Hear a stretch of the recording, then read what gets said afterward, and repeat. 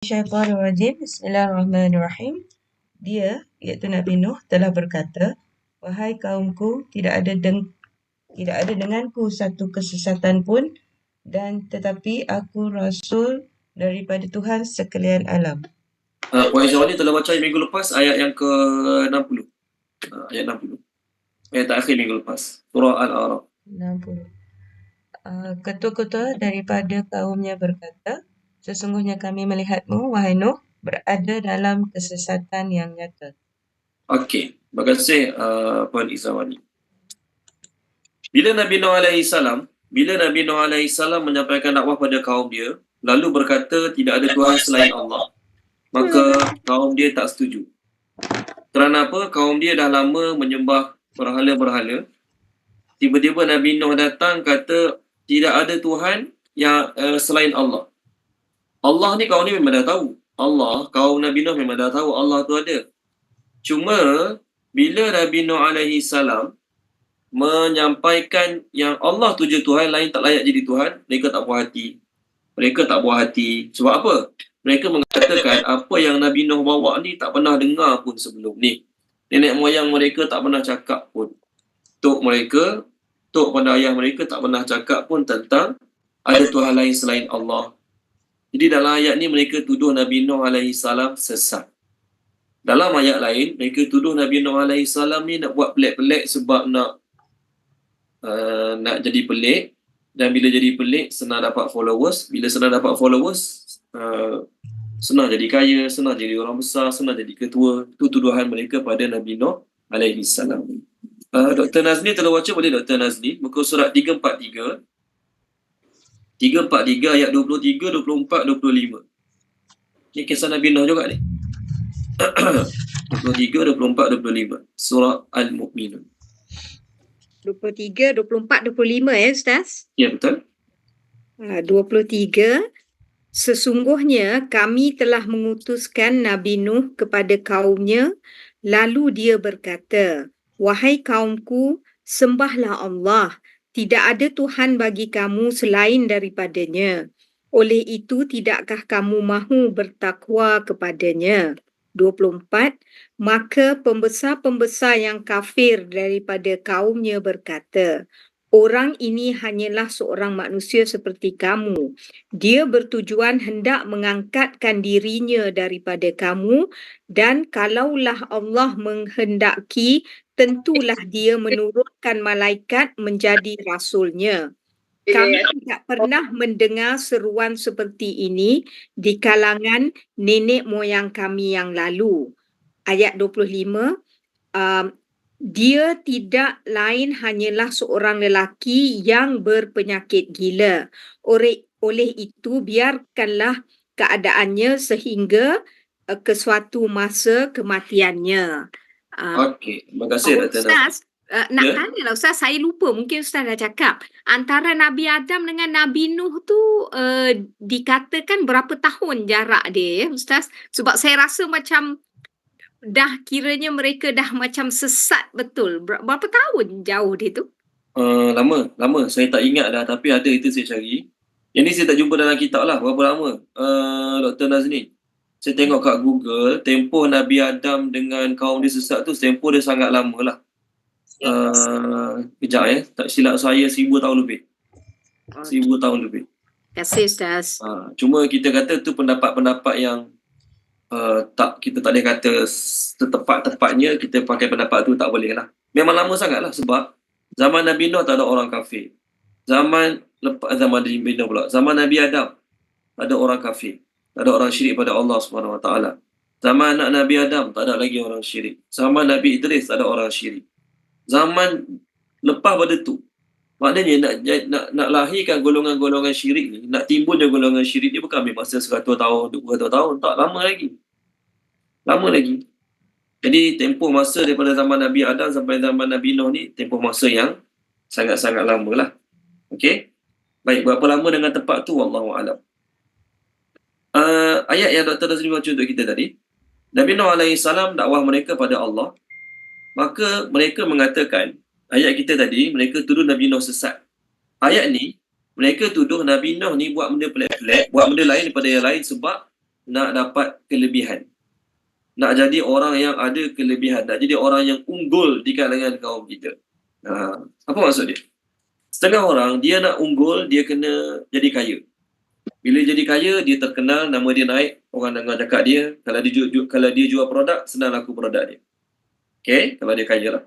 Ataupun orang tu dia artis, dia pandai berlakon, dia pandai nyanyi, cepat naik nama dia, ramai orang sokong dia. Cepat, senang jadi kaya.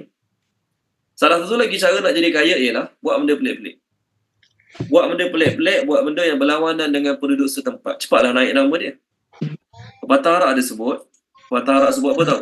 Untuk orang yang nak cepat glamour ni. Pepatah Arab kata khalif tu'raf. Khalif ni maksudnya buatlah benda yang berlawanan dengan orang lain. Khalif tu'raf. Terjemahan tu'raf, kamu akan dikenali. Terjemahan tu'raf, kamu akan dikenali. Buatlah benda pelik-pelik, kamu cepat naik nama. Satu lagi, pepatah Arab kata bul ala zamzam tu'raf. Sorry. Pepatah Arab kata bul ala zamzam tu'raf. Apa tema dia? Bul ala zamzam tu'raf. Pergilah kamu buang air kecil kat telaga Zamzam, kamu akan dikenali. Kamu akan dikenali. Kata-kata ni nak beri maksud bahawasanya manusia ni sifat dia suka kemasyhuran. Suka ramai orang kenal dia. Dia suka ramai orang sebut-sebut nama dia. Sifat manusia. Jadi kalau orang tu memang dia orang baik, dia orang jujur, dia memang orang yang ada kelebihan dia, dia ahli sukan ke, dia artis ke, contohlah. Maka dia tak perlu susah lagi nak naikkan nama dia. Memang nama dia dah naik sendiri sebab dia pandai sukan, contohlah. Dia ahli sukan, dia politician, dia anak orang kaya, dia anak raja ke, orang tak perlu naikkan nama dia. Memang dia dah orang hebat. Tapi orang biasa nak naik ni, orang biasa, rakyat biasa nak naik ni, nak jadi artis, tak pandai berlakon, nak menyanyi, suara tak sedap. Contohlah ni nak jadi politician, tak ada orang nak undi. Maka salah satu cara dia nak naik adalah dengan cara buat benda pelik-pelik. Salah satu cara dia naik adalah buat benda pelik-pelik. Bila buat benda pelik-pelik, nama cepat naik. Bila nama cepat naik, terkenal tak? Terkenal lah. Sebab tu hari ni ramai, bila adanya media sosial ni, Facebook lah, TikTok lah, apa lagi tak tahulah kan. Ramailah anak-anak muda buat video yang membodohkan diri sendiri. Ramailah anak-anak muda, anak orang Melayu, anak orang Islam buat video membodohkan diri sendiri. Sebab nak ramai orang tengok, nak ramai orang share, nak cepat naikkan followers. Okay, nak cepat naikkan viewers. Biarlah bodohkan diri sendiri pun. Janji ramai orang tengok. Janji ramai orang like. Janji ramai followers. Ni kita panggil masalah nak gila. Dia panggil hubul jah. Nakkan kemegahan. Nakkan kemasyhuran. Nakkan kemegahan. Biarlah buat kerja bodoh pun. Janji nama cepat naik. Sejak zaman dulu dah ada orang macam ni. So, mereka tuduh Nabi Nuh AS ni buat benda pelik-pelik. Buat benda yang lain dari yang lain. Buat benda yang lain dari yang lain, nama cepat naik lah. Nama cepat naik. Ini tuduhan mereka pada Nabi Nuh AS. Dan saya kata tadi, kaum Nabi Nuh ni bukan tak kenal Allah. Kenal Allah. Sebab tu mereka sebut Allah. Ayat 24 yang Dr. Nazni baca untuk kita tadi. Kalau Allah nak hantar Nabi, mesti Allah hantar malaikat. Tak nak dengar pun. Allah hantar manusia macam ni sebagai Nabi pada kita. Nenek moyang kita tak pernah cerita. Nenek moyang kita tak pernah cerita Allah hantar manusia biasa jadi Nabi ni. Okay? Nampak? Mereka tuduh Nabi Nuh AS buat ajaran pelik-pelik, buat ajaran baru sebab nak glamour. Itu tuduhan mereka pada Nabi Nuh. Ayat kita sekarang, oleh kerana Nabi Nuh bawa manusia, kaum dia kepada menyembah Allah yang satu, maka mereka tuduh Nabi Nuh AS sesat. Apa beza dolalin dengan dolalatun? Kalau kita tengok ayat minggu lepas, okay, untuk sahabat-sahabat yang baru masuk, kita muka surat 158 ayat 61. Dalam ayat minggu lepas, ayat terakhir minggu lepas, perkataan yang digunakan oleh kaum Nabi Nuh AS ialah dolalin. Okay, perkataan yang digunakan oleh kaum Nabi Nuh adalah dolalin. Okay, dolalin. Manakala Nabi Nuh AS jawab hari ini, dolalatin. Apa makna kata-kata ni? Kita sama, dua-dua terjemah sesat-sesat lah.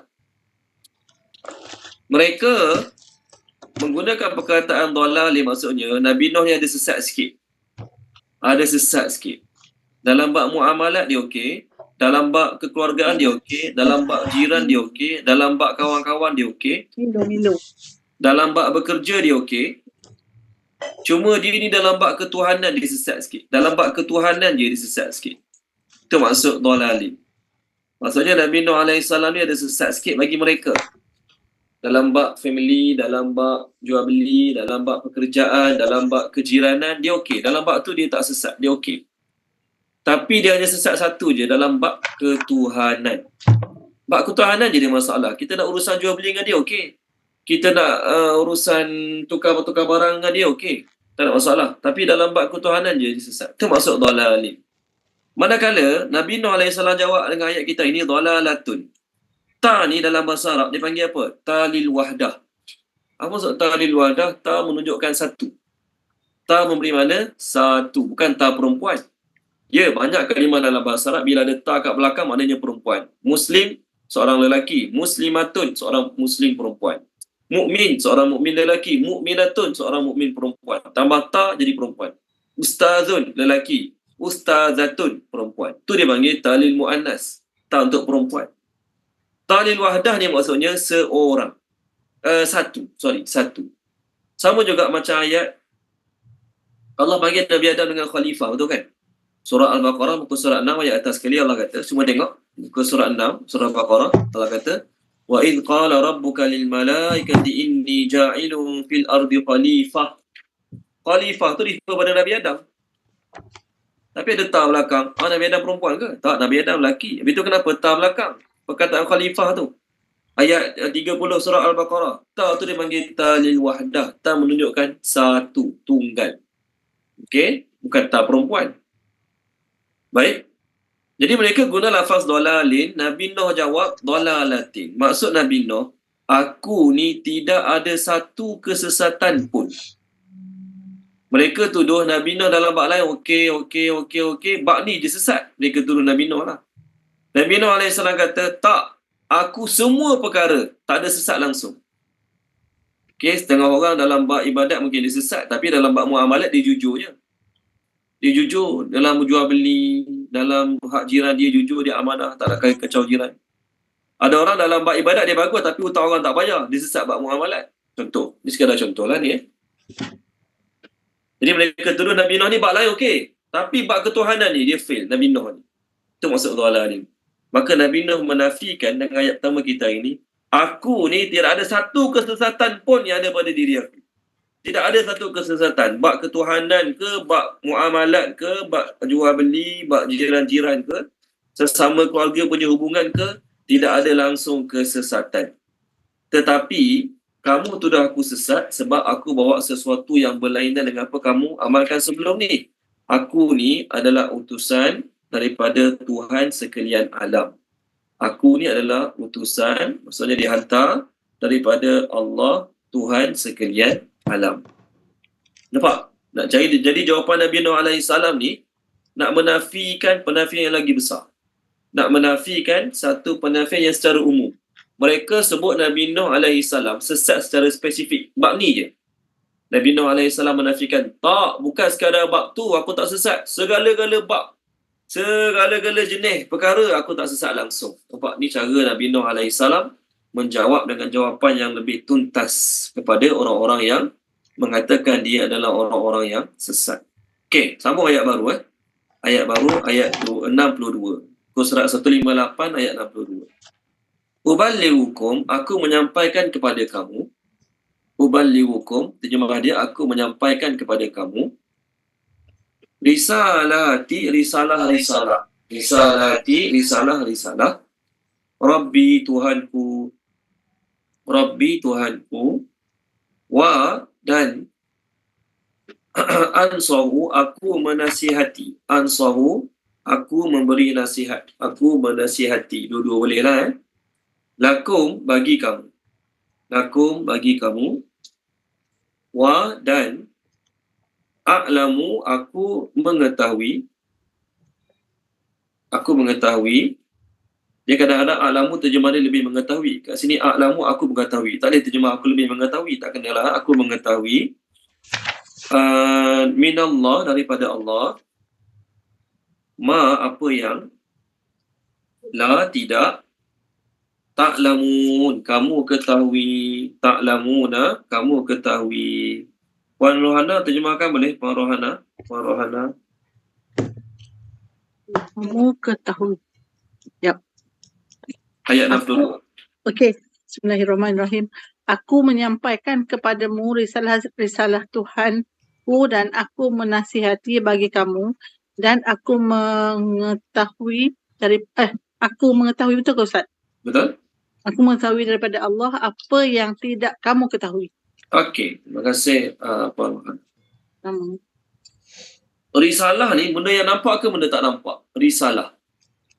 Nampak. Risalah, benda nampak ke benda tak nampak? Risalah. Nampak ke Ustaz? Benda nampak. Benda yang nampak. Risalah adalah benda yang nampak. Okey, yang tak nampaknya apa dia? Yang tak nampaknya adalah qiraah, bacaan. Bacaan tak nampak. Risalah benda yang nampak. Maknanya, Nabi-Nabi terdahulu, Allah hantar wahyu pada mereka dalam bentuk tulisan.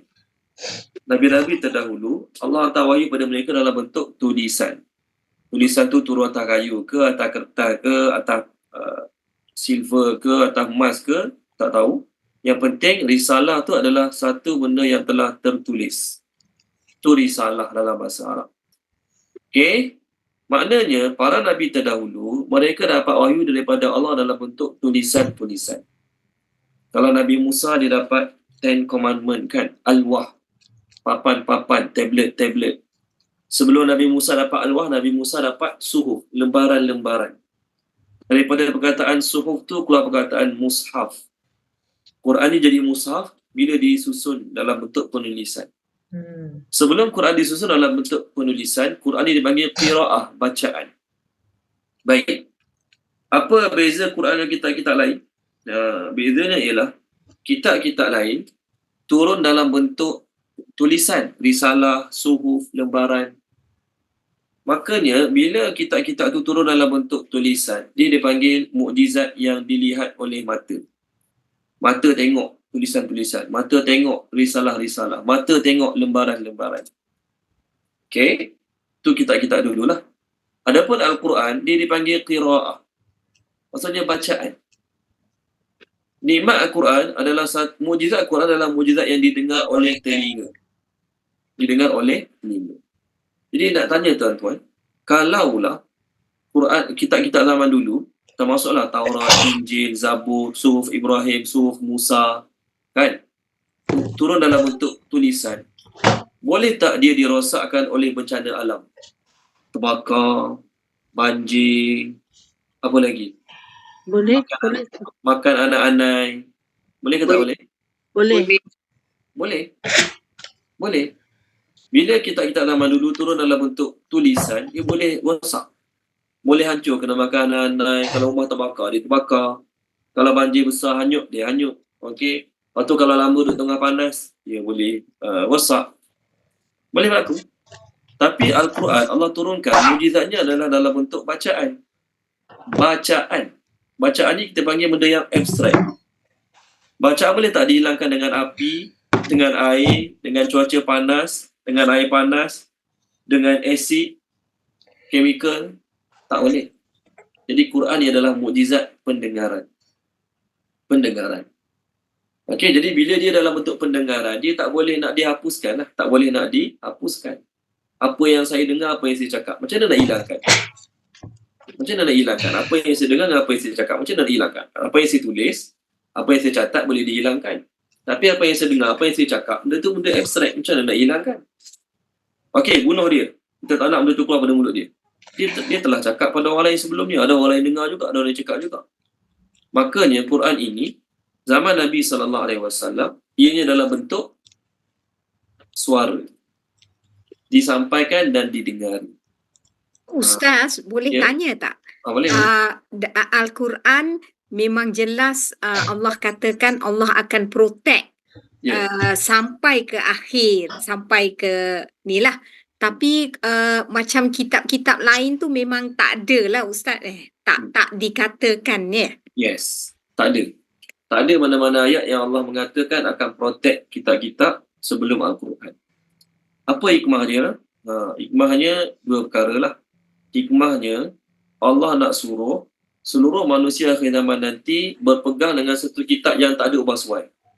Kalaulah semua kitab tak ada ubah suai, contohlah Taurat pun masih original, Injil masih original, Zabur masih original, maka masing-masing kata kami punya ori, kami punya masih ori. Kenapa nak ikut yang baru?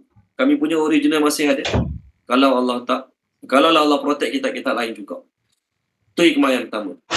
Hikmah yang kedua, Allah nak tunjuk pada manusia bahawasanya orang-orang yang rosak iman dia, keras kepala, teruk akhlak dia,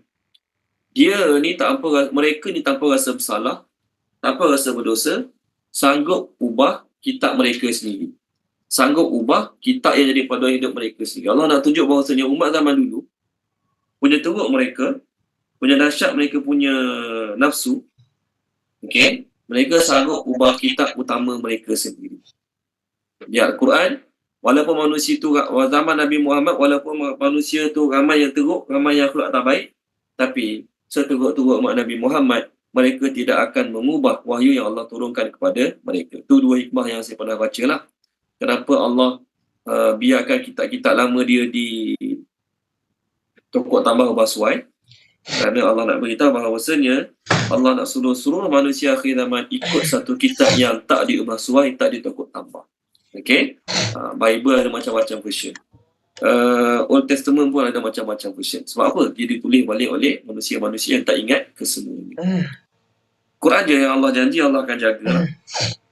Walaupun hari ni, pertama kita kata ramai hafiz Quran, orang ingat Quran lah pertama. Yang kedua, teknologi hari ni, Quran tu disimpan dalam memory card, dalam pen drive.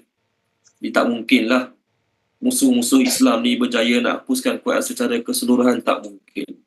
Tak mungkin mereka berjaya, mereka mampu untuk hapuskan Al-Quran secara keseluruhan. Okey, itu yang bab risalah.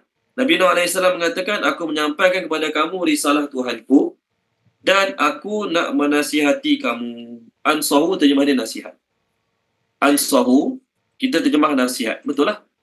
Tapi sebenarnya ansahu, dia adalah lebih dalam daripada nasihat. Perkataan kita sekarang, ansahu. Boleh? Saya tulis kat skrin. Ansahu. Huruf asal pada ansar adalah nun, sad, ha. Nun, sad, ha. Nun, sad, ha ni dalam bahasa Arab memberi makna iradatul khairi lil ghairi. Ansahu ni, nun, sad, ha dalam bahasa Arab maksudnya iradatul khairi lil ghairi. Iradah mahukan. Iradah terjemah dia mahukan. Al-khairi kebaikan. Ni maksud ansahu. An-nashu. Ansahu ni berasal pada perkataan an-nashu. Iradah maksudnya mahukan, al-khairi kebaikan, lil ghairi bagi orang lain. Maksudnya nakkan kebaikan bagi orang lain. Salah satu cara kita nakkan kebaikan bagi orang lain ialah nasihat. Kita nampak kawan kita tu lalai, lara, jauh pada kebenaran, contoh. Maka kita nak kebaikan kepada dia, apa cara dia? Bagi nasihat. Itu salah satu. Tapi tak semestinya bagi nasihat. Mak ayah ni dia nak anak dia jadi baik. Mak ayah ni dia nak anak dia jadi baik. Jadi dia tak kerti bagi nasihat. Jadi kalau dia tak kerti bagi nasihat, macam mana? Dia kira anasu lah sebab tak kerti bagi nasihat. Maka apa dia buat? Dia panggil ustaz datang ajar rumah dia seminggu sekali. Ustaz datang ajar ngaji, lepas tu 10 minit terakhir bagi datang sekira nasihat sikit. Maka perbuatan mak ayah dia ni, panggil ustaz datang mengajar ngaji kat rumah seminggu sekali, lepas tu bagi nasihat sikit, dia panggil an-nasu, nakkan kebaikan. Okey? Para Nabi semua ada sifat ni. Para Nabi semua ada sifat ni. Okey, sekarang kita muka surat 158, ayat 62, Nabi Nuh, ansahu. Betul? Ansahu ni kata-kata Nabi Nuh. Lepas ni, kita masuk Nabi Hud. Muka surat 159, ayat atas sekali. Muka surat 159, ayat atas sekali, ayatnya berbunyi, uballighukum risalati rabbi wa ana lakum nasihun. Saya tulis kat skrin, nasihun. Nasihun ni pun berasal pada an-nashu juga. Okey. Baik. Muka surat 160. Kisah Nabi Soleh. Ayat yang ke-79. Muka surat 160 ayat 79. Ayatnya berbunyi wa nasahtu lakum. Wa nasahtu. Ya, terjemah dia aku bagi nasihat. Betul lah, terjemah dia aku bagi nasihat. Tak salah terjemah dia. Tapi, huruf asalnya adalah nun sad ha. Nakkan kebaikan. Banyak lagi lah. Para Nabi semua ada sifat ni. Kita tengok surah Yusuf. Ada satu tempat dalam surah Yusuf. Perkataannya nasihun. Perkataannya nasihun. Nasihun ke nasihin ke samalah. Terjemah dia bukan bagi nasihat. Terjemahan dia bukan bagi nasihat. Tapi terjemah dia lain. Terjemah dia lain. Tolong baca boleh muka surat 236 ayat 11. 236 ayat 11. Tolong baca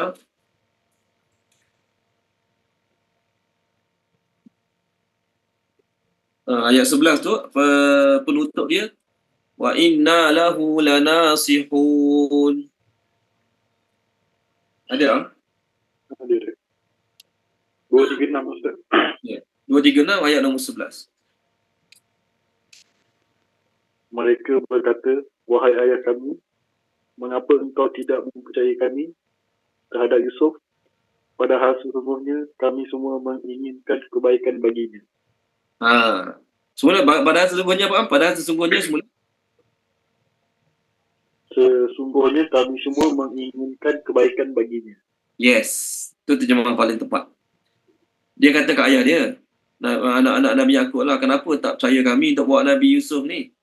Walhal kami ni adalah orang yang nakkan kebaikan kepada dia. Jadi orang yang nakkan kebaikan pada orang lain dipanggil nasihun. Lepas tu kita kata an-nasu ialah nakkan kebaikan bagi orang lain. Jadi para nabi, mereka semua ada sifat an-nasu, nakkan kebaikan bagi orang lain. Bukan sekadar lepas tanggungjawab.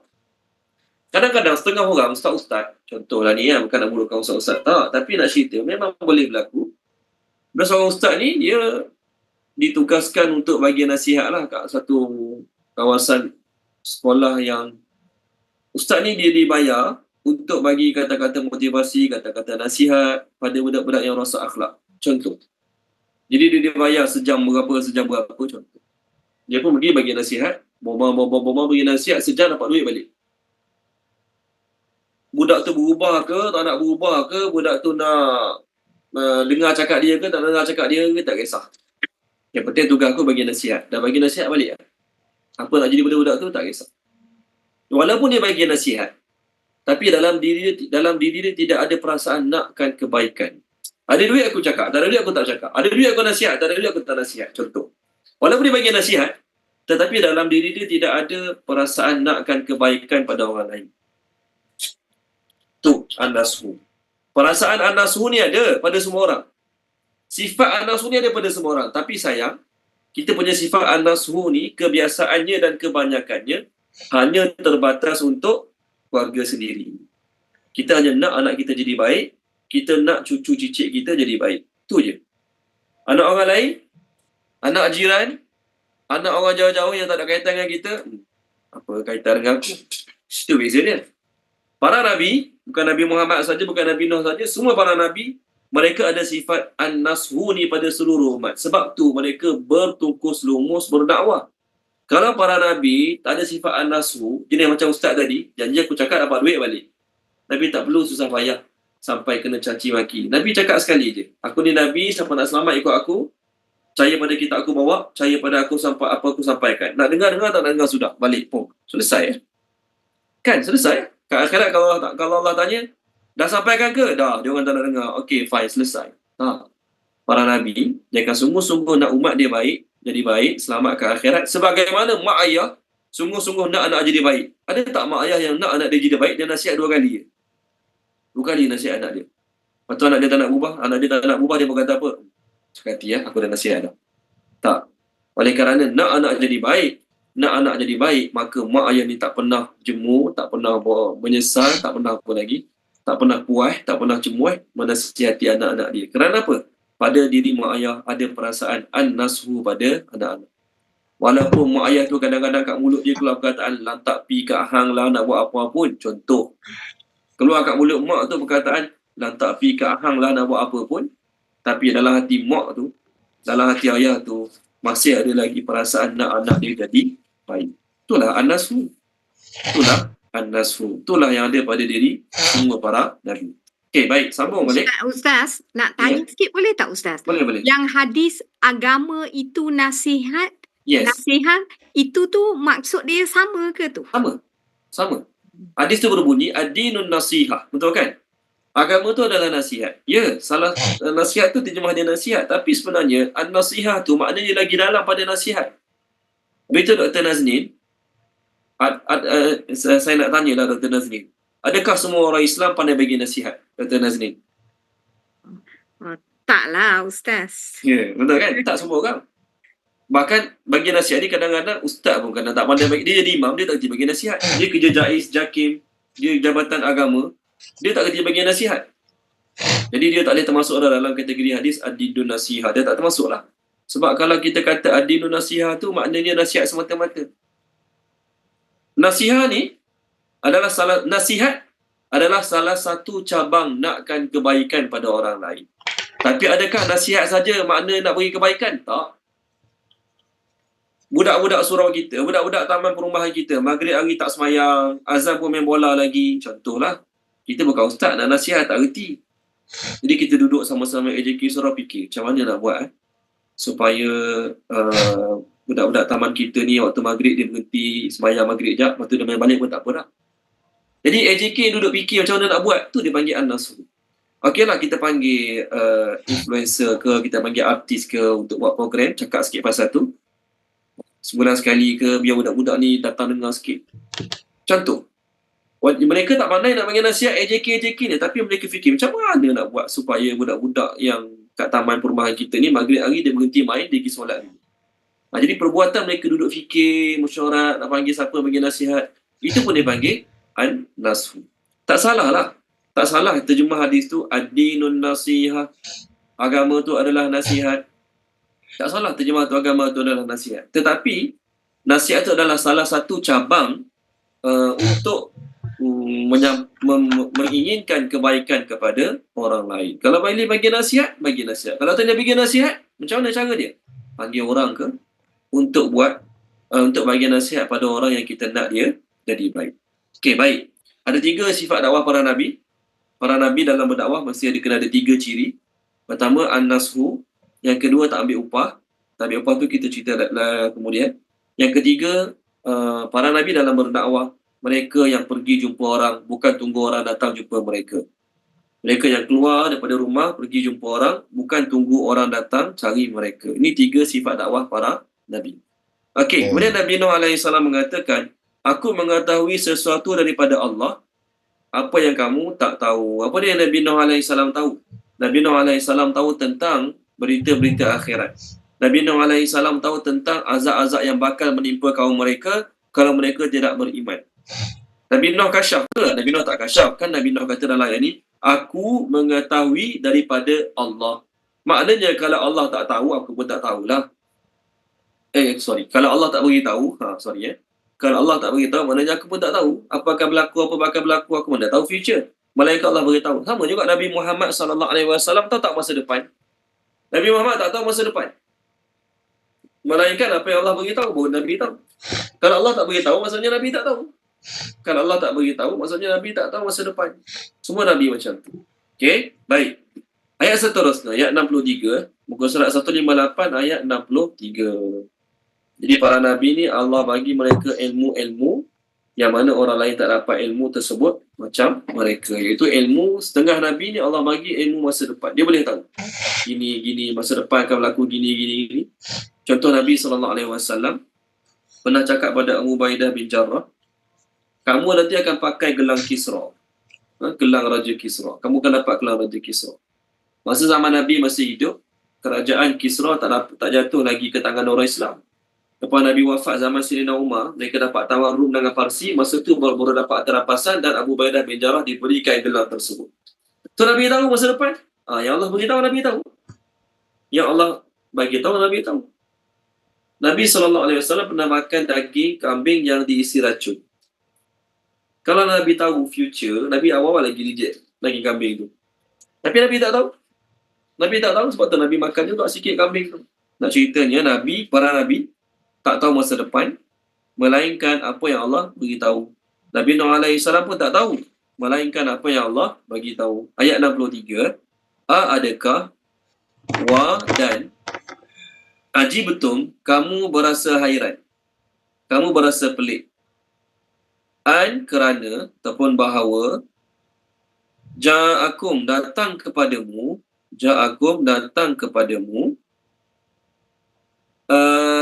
zikrun peringatan min daripada rabbikum Tuhanmu ala melalui, misal ala atas kan, kat sini ala melalui rajulin seorang lelaki minkum daripada kamu li agar ataupun supaya yunzirakum dia memberi peringatan kepada kamu wa dan li agar ataupun supaya tattaqu kamu bertakwa wa dan la'allakum mudah-mudahan kamu supaya kamu turhamun dirahmati mendapat rahmat, semua boleh lah. Puan Zakiah tolong terjemahkan, Puan Zakiah ayat 63 ni. Tolong terjemahkan. A'udzubillahi minasyaitonirrajim.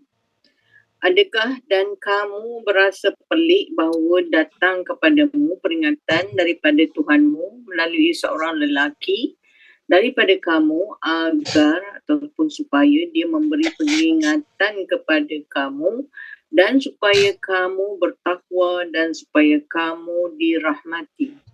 Okey, terima kasih Puan Zakiah. Ustaz. Nabi Nuh AS cakap pada kaum dia tahu Allah SWT Tuhan sekalian alam, tahu kaum dia tahu. Cuma kaum dia dalam masa yang sama menganggap ada berhala-berhala lain yang Tuhan juga. Bila Allah hantar Nabi kepada mereka, kaum mereka sendiri dan manusia macam mereka juga, mereka pelik. Mereka berasa pelik. Seolah-olah bagi mereka, kalau Allah nak hantar Nabi, Allah nak hantar Rasul, hantarlah malaikat baru senang kami terima. Ini orang macam kita juga, makan nasi pula dah. Makan macam kita, tidur, ada anak isteri macam kita. Jadi Rasulullah mesti kena special. Allah kan maha kaya, Allah kan maha hebat. Jadi kalau Rasulullah mestilah kena orang yang kaya, orang yang hebat, orang yang adalah pelik-pelik bandingan kita ni. Itu maksud kata-kata mereka ni. Maka mereka pelik, Allah hantar Rasul macam ni. Orang yang sejak kecil sama-sama macam kita, main sungai kita, mandi kolam sama-sama kita. Contohlah ni Tapi bila besar, tiba-tiba mengaku Nabi. Maka Nabi Nuh AS tanya, kamu rasa pelik ke? Allah pilih seorang lelaki di kalangan kamu untuk jadi Nabi. Apa yang nak peliknya? Maksudnya kamu kena bersyukurlah Rasul yang dipilih tu. Bangsa kamu, cakap bahasa kamu, dan ada masalah-masalah kemanusiaan macam kamu.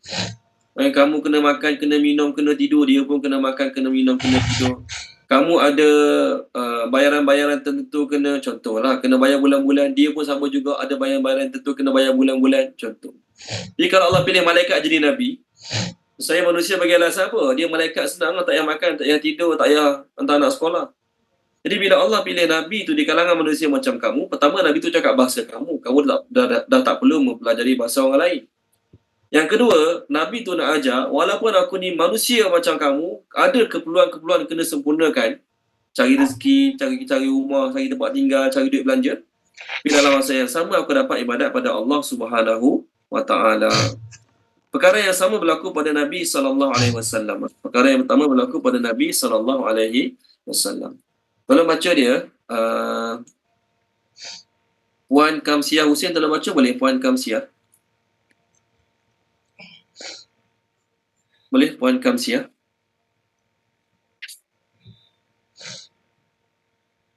surah Yunus, muka surat 208 ayat 2. Ada Puan Kamsiah Hussein? Okey, baik. Puan Mai Zaitun, tolong baca boleh Puan Mai Zaitun, muka surat 208 ayat 2. Ayat 2 saya. Ayat 2. 208. Ayat 2.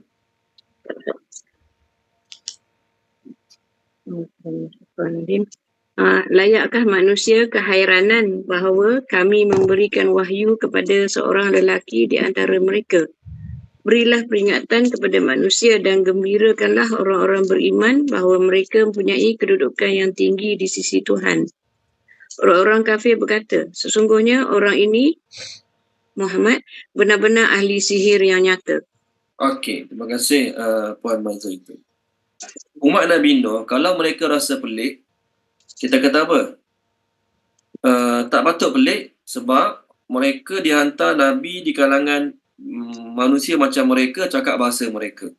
Umat Nabi Muhammad, kalau mereka reject dengan alasan yang sama, alasan mereka lagi tak boleh terima. Sebab umat Nabi Muhammad, orang musyrikin Mekah lah ni, mereka beriman Nabi Ibrahim tu Nabi. Mereka terima Nabi Ismail tu Nabi. Mereka terima Nabi Ibrahim tu Nabi, Nabi Ismail tu Nabi, manusia macam mereka terima.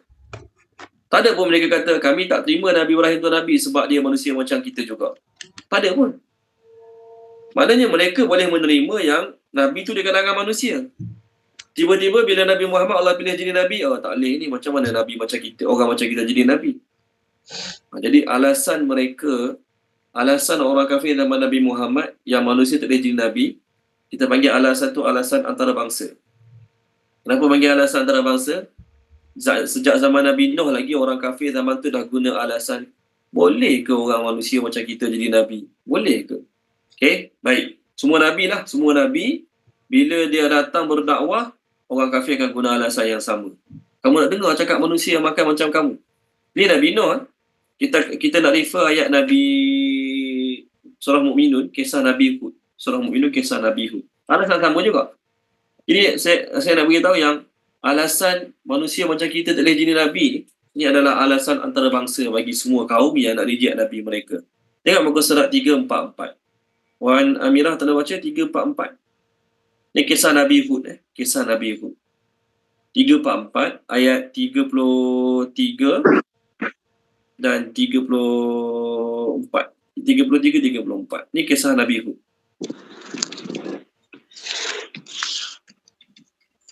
A'udzubillahi minasyaitonirrajim. Dan berkatalah para pemuka orang kafir daripada kaumnya dan yang mendustakan pertemuan hari akhirat serta mereka yang telah kami beri kemewahan dan kesenangan dalam kehidupan di dunia. Orang ini tidak lain hanyalah manusia seperti kamu. Dia makan apa yang kamu makan dan dia minum apa yang kamu minum. Dan sesungguhnya, jika kamu mentaati manusia yang seperti kamu, nescaya kamu pasti rugi. Okey, terima kasih Pak Amir. Sama. Jadi alasan mereka, dia makan macam kita, tidur macam kita, apa lagi? Buang air macam kita. Jadi kenapa nak dengar cakap dia? Tidak ada special langsung bagi diri dia. Okey, baik. Allah jawab dalam ayat lain. Allah kata, tak ada seorang pun Nabi yang aku hantar kat atas muka bumi ini bukan manusia. Tak ada seorang Nabi pun yang aku hantar atas muka bumi ini bukan manusia. Semua Nabi yang aku hantar manusia. Makan, berjalan, semua sama macam manusia. Tolong terjemahkan dia. Puan Ira tolong terjemahkan. Puan Ira, page 361 ayat 20. 361 ayat 20. Ni Allah nak jawab lah ni pada orang kafir yang semua ada tanya.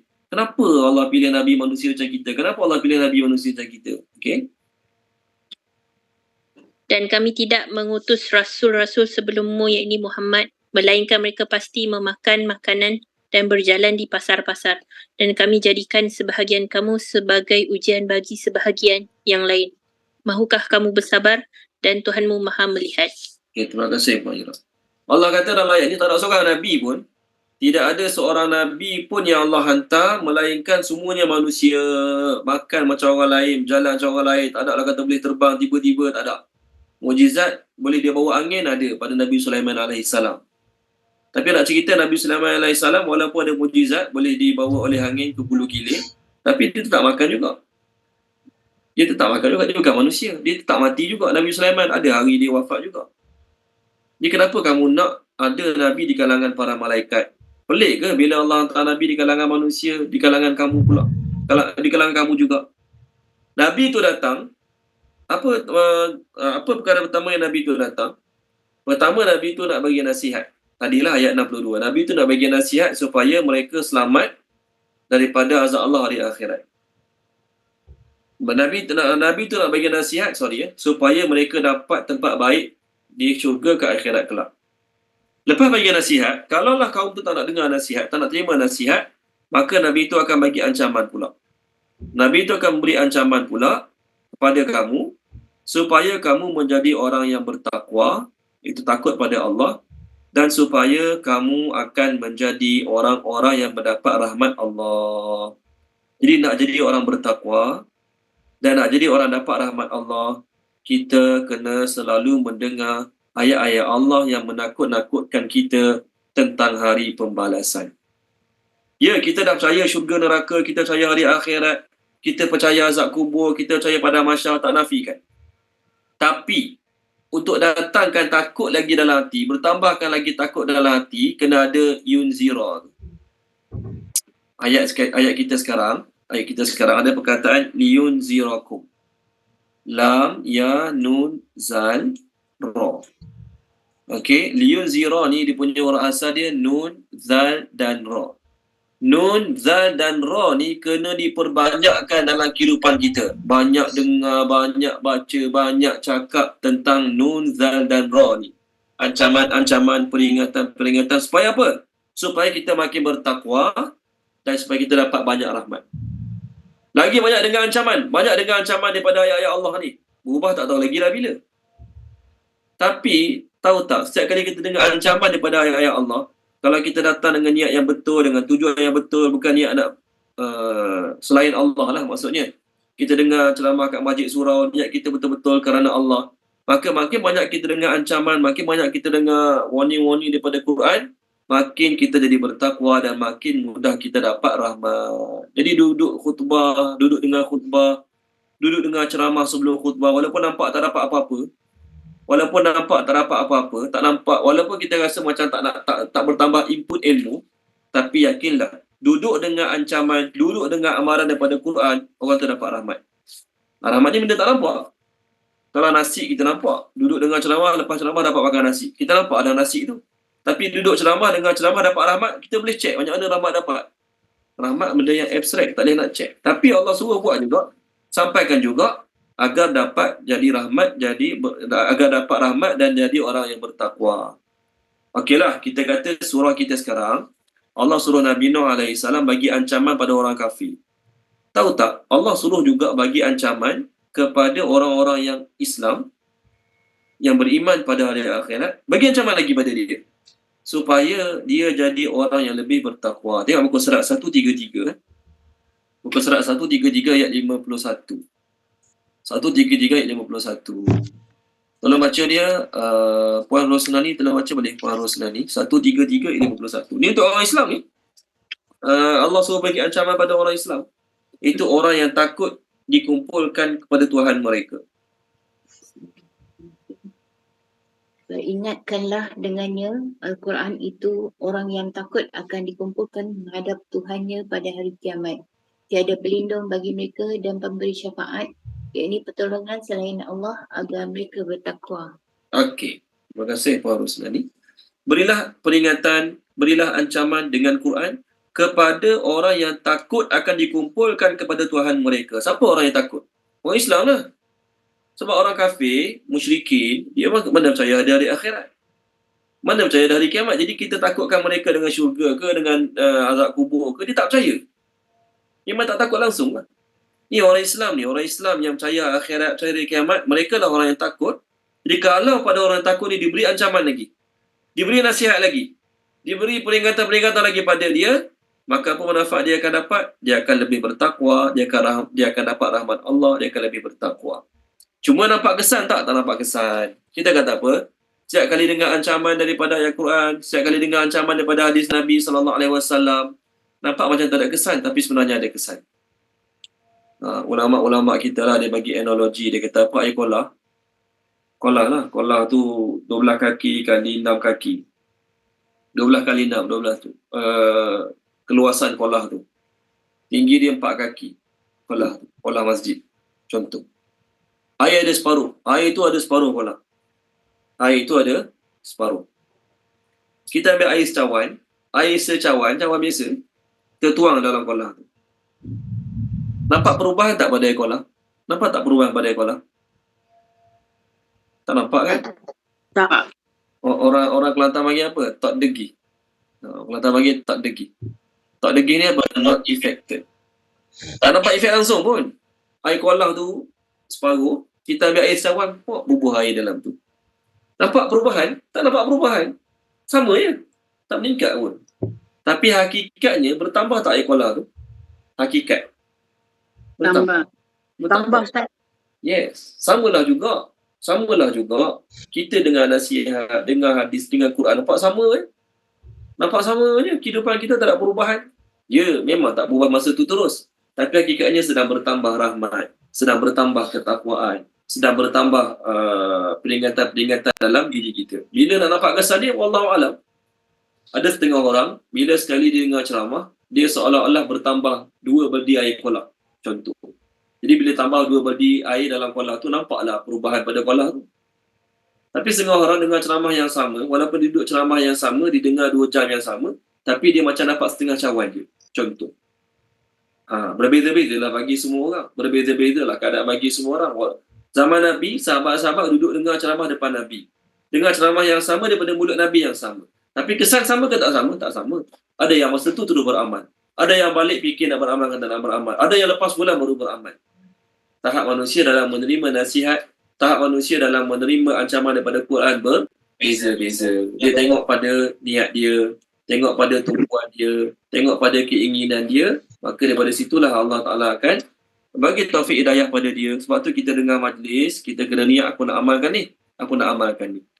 Bila Allah nak bagi taufik, bila kita akan mampu amal, wallahualam. Yang penting kena niat nak amal. Tapi kalau datang niat nak dengar, sedap dengar, niat nak dengar semata-mata, tanpa niat nak amal, tanpa niat nak jadikan pedoman dalam hidup, maka susah sikit ayat tu nak beri perubahan dalam kehidupan kita. Okey, ayat satu lagi, ayatlah kisah Nabi Nuh. Habis ayat 64. Falalu ataupun maka kazabuhu, mereka mendustakannya, mereka mendustakan Nabi Nuh alaihi salam. Okey. Kejap saya beritahu tadi, kita banyak dengar ancaman dapat rahmat. Sebenarnya bukan dengar ancaman, dengar kisah-kisah Quran. Dengar kisah-kisah berulang dalam Quran. Ni kisah Nabi Nuh kita baru lalu, nanti masuk surah lain lalu banyak kali lagi kan. Dengar Quran dengan penuh tumpuan, dapat rahmat. Walaupun dengar cerita sama je, walaupun kita bincang tajuk-tajuk yang mungkin bagi kita tajuk tu biasalah, tajuk bersuci, tajuk wudu, tajuk faraid. Contoh, dalam Al-Quran kan, tajuk faraid, tajuk wudu. Kita kata tajuk-tajuk tu mana ada kaitan dengan akhirat sangat pun. Bukan nasihat pasal akhirat sangat pun. Tapi yakinlah, setiap ayat Quran yang kita dengar dengan penuh tumpuan, walaupun dengar dah banyak kali, Allah janji Allah akan bagi rahmat. Kat mana? Surah Al-A'raf ni lah. Nanti kita masuk ayat tu. Sebab tu, bila dengar bacaan Quran, Allah suruh diam. Walaupun tak faham apa yang dibaca oleh pembaca Quran tu, diam. Kerana dengan sebab kita diam, kita akan dapat rahmat. Tengok buku surat 176. Buku surat 176, surah Al-A'raf, ayat yang ke-204. Tolong terjemahkan dia, Puan Maisarah, terjemahkan oleh Puan Maisarah. 176, ayat 204.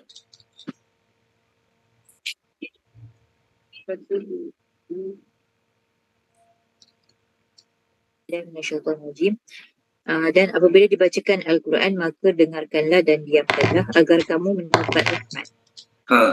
Terima kasih Puan Maisarah. Pendek je.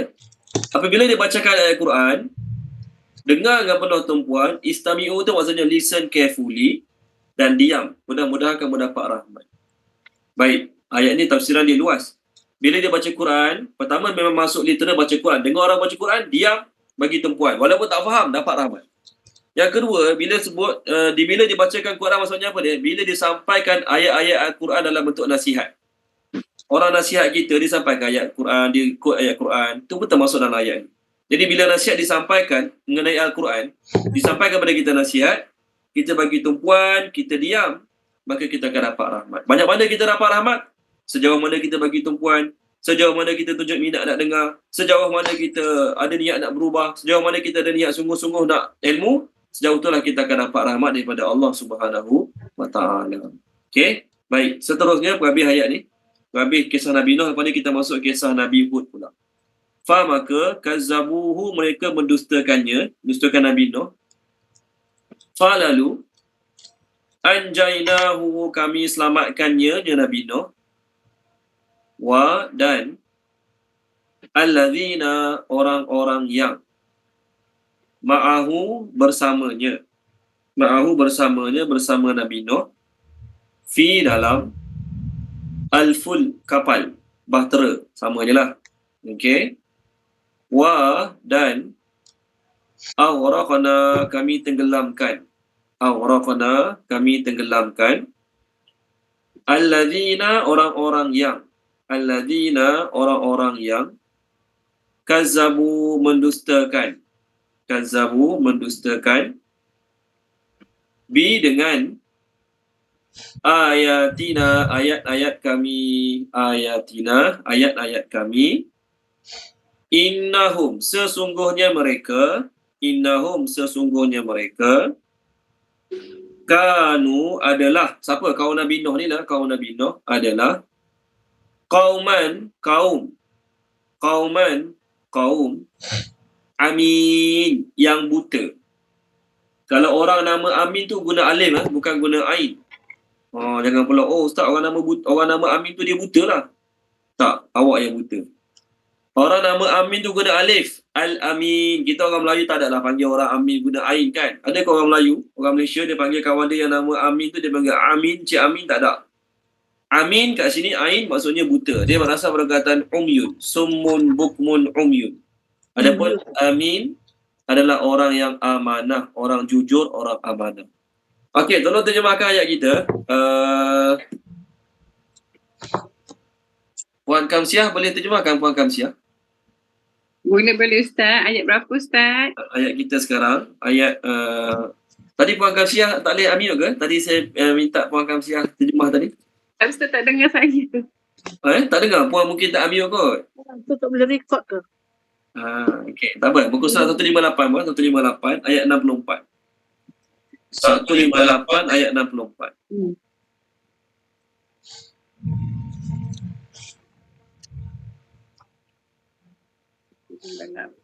Ayat 64. Ya. Bismillahirrahmanirrahim.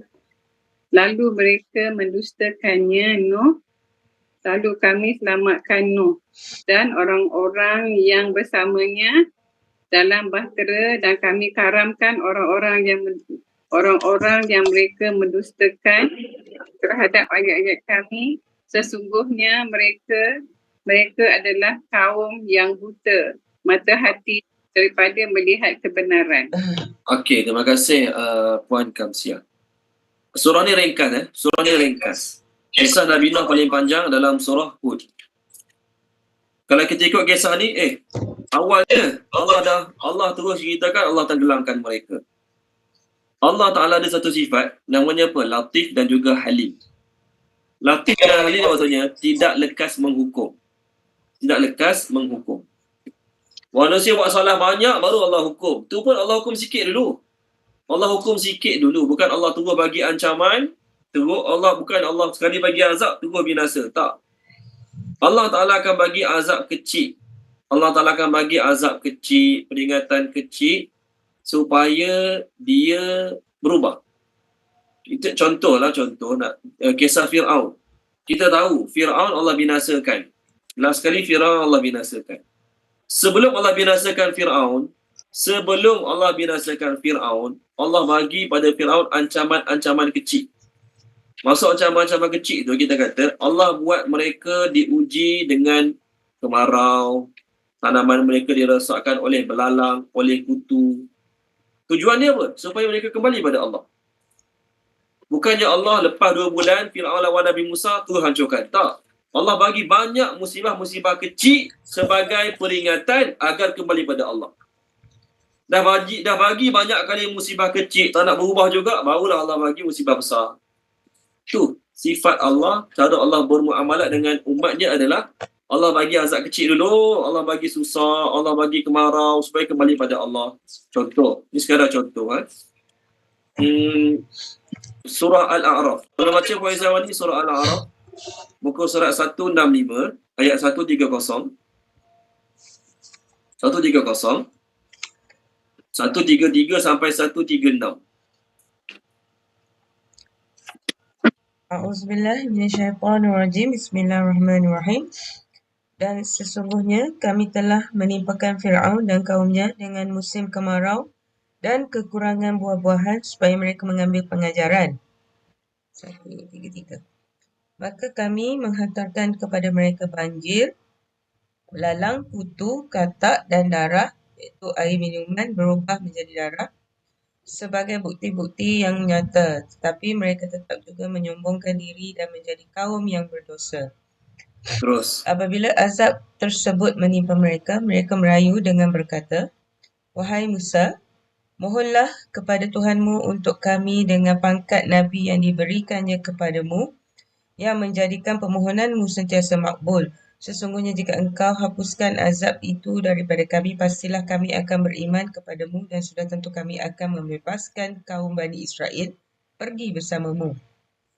Setelah kami menghapuskan azab itu daripada mereka, hinggalah mereka sampai ke suatu masa yang tertentu, tiba-tiba mereka mencabuli janji mereka."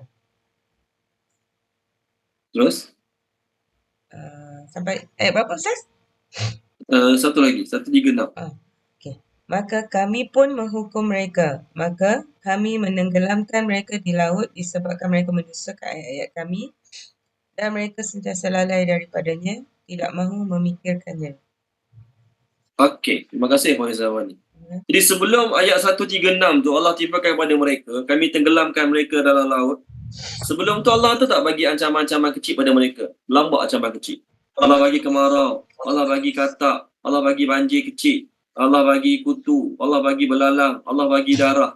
Semua musibah-musibah tu Allah bagi supaya apa? Bahasa Melayu kata, dah terhantuk baru terengadah. Allah buat mereka terhantuk banyak kali. Patutnya bila dah terhantuk sekali dua, ambil pengajaran, tak nak buat dah lepas ni. Tapi tak. Dah terhantuk banyak kali, tak berubah juga. Allah bagi azab besar, tak boleh buat apa dah. So, kisah Nabi Nuh, sama juga. Adakah Allah terus bagi azab pada mereka yang besar, tenggelam banjir, sebelum Allah bagi azab kecil? Tak.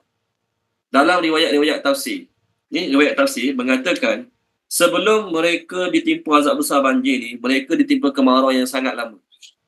Mereka ditimpa kemarau yang sangat-sangat lama sehingga kan mereka ada 2 masalah. Pertama kemarau, yang kedua mandul. Allah buat mereka ditimpa kemarau dalam tempoh yang sangat lama. Yang kedua, mereka ada masalah mandul. Maksudnya tak dapat anak. Kahwin-kahwin tak dapat anak. Kahwin-kahwin tak dapat anak. Okey? Ramai yang kahwin tak dapat anak, tak dapat anak, tak dapat anak. Dalam tafsir lah ni, kita tak tahulah sejauh mana tepat tafsir tu. Ada dapat mengatakan sebelum Allah tenggelamkan kaum Nabi Nuh ni, lebih kurang 40 tahun. Mereka tak ada seorang pun lahir bayi baru, tak ada seorang pun. Sebab apa? Masa Allah Ta'ala nak buat mereka kena banjir ni, tidak ada seorang pun budak kecil. Yang adanya semua orang besar-besar, orang tua, dewasa sahaja. Ini dalam tafsir. Tapi yang menguatkan tafsir ni apa dia? Surah Nuh. Kalau baca Dr. Nazdin boleh, Surah Nuh. Nabi Nuh AS suruh kaum dia istighfar pada Allah. Dan offer apa yang Nabi Nuh offer pada mereka? Kalau istighfar pada Allah, Allah akan turunkan hujan mencurah-curah dan Allah Ta'ala akan bagi anak yang ramai. Okey, ayat ni lah menguatkan tafsir tadi. Maknanya sebelum Allah bagi banjir, Allah bagi azab kecil pada mereka, mereka kemarau dan mereka lambat dapat anak ataupun tak dapat anak. Muka surat 570, Dr. Nazrin 570, ayat 10, 11, 12, 12, 10, 11, 12, 3 ayat. Sekejap Ustaz. Tak apa, ambil masa.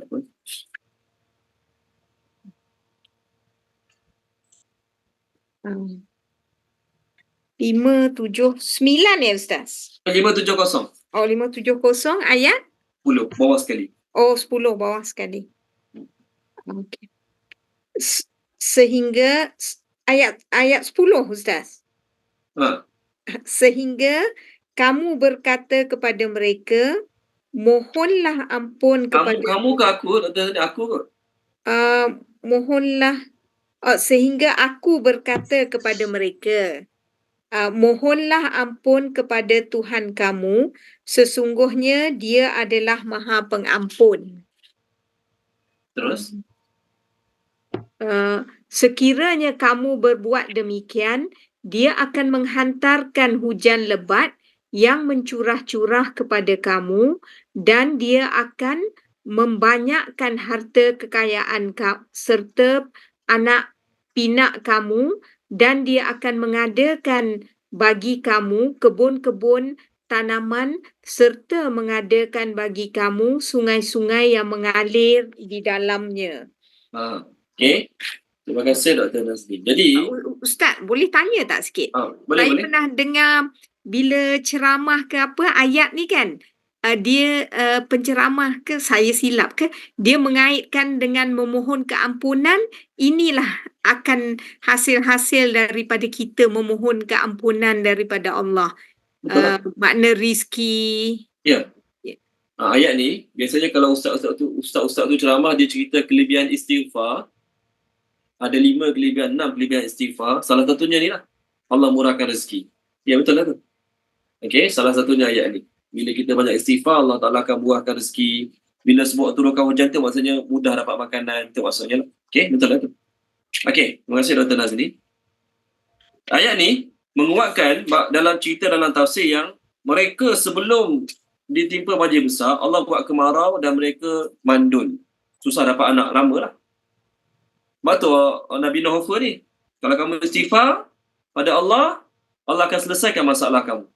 Allah selesaikan masalah kamu punya kemarau lama, tak dapat anak lama tu, Allah Ta'ala akan selesaikan. Jadi kalau mereka tidak ada masalah kemarau, kalau mereka tidak ada masalah mandul, offer macam ni apa? Masalah apa tujuan bagi mereka? Tak ada apa tujuan pun bagi mereka. Lepas tu ayat kita tadi nak beritahu, Allah sebelum datangkan azab besar, Allah akan datangkan azab kecil. Supaya apa dia? Supaya mereka rendah diri kembali pada Allah. Kalau baca Puan Zakiah, surah Al-A'raf. Kita akan masuk surah tu. Beberapa ayat tu kita akan lalu beberapa buku surat je lagi. Kita sekarang muka surat kita sekarang muka surat 158 kan. Muka surat yang saya nak refer ni 162 Puan Zakiah, 162. Ayat 94. Ni pun sama. Allah buat terantuk supaya terengadah. Ni point ni. A'udzubillahi minasyaitonirrajim. Dan kami tidak mengutus seorang nabi pun kepada sebuah negeri, lalu penduduknya mendustakan nabi itu. Melainkan kami timpakan kepada penduduknya kesempitan dan penderitaan agar mereka tunduk dengan merendahkan diri. Okey, nampak? Mana-mana nabi kami hantar, melainkan kami timpakan kesempitan hidup dan juga ad-dara' ni penyakit.